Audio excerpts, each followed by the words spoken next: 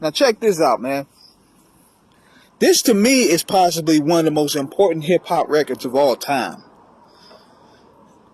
And I'm talking about Jeru, the Damajas, You Can't Stop the Prophet. See, you go back to New York in 1993, there was Nas, Jeru, Buckshot, and Big came along. Those were like the big four at the time. But Nas, Buckshot, Jeru, and Big. And I'll say probably Grand Pumbaa. Those were the five acts that were really the face of New York City at the time. So when Jeru put out The Sun Rises in the East, crazy album. From the concepts, from Premier was in the zone. Jeru had the platform to preach his righteous raps and how he hated the rap game, well, the direction it was going with Come Clean. Man, Come Clean was one of the sickest beats I ever heard in my life. And then eventually Wu-Tang was coming aboard too. But I'm talking about mainly a single artist. But see, what made You Can't Stop the Prophet, nobody really came out with a record like that at the time.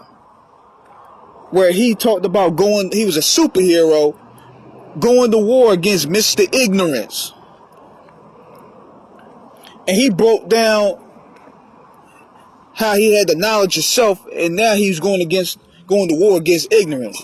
Ignorance was the supervillain that's pushing crack, pushing alcohol, pushing evil images on our kids.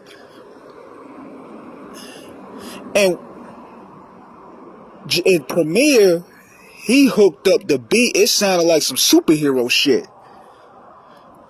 Pete Rock also did a beat for that too. He did a remix for it, but I love the Premier version better because I felt it fit more with the song. Then you had the voiceover of Mr. Ignorance.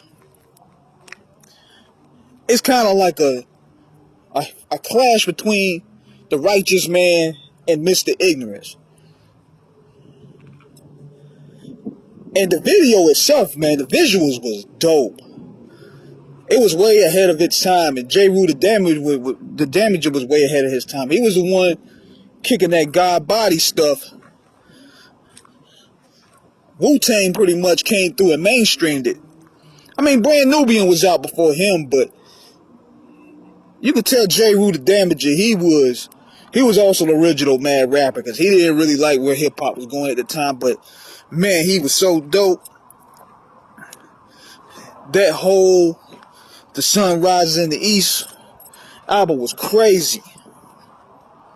But this song right here is very important. It was ahead of its time, because it came out in 1993, where hip-hop was taking a turn to more gangster, more thuggish, and that was due to Death Row and Ruthless and the West Coast. So he kind of seen that coming in a way where the labels were now trying to take control of the imagery and making it cool.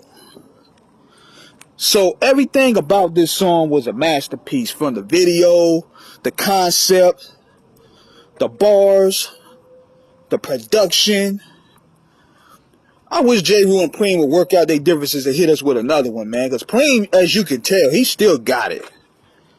He still got it, as you can tell by his latest album. But man, him and Jeru, man, those first two albums that he did with Preem was dope. So we hoping that they can work things out. Whatever happened, they can work something out. Get an EP or something. So I just wanted to give y'all a little brief breakdown about that.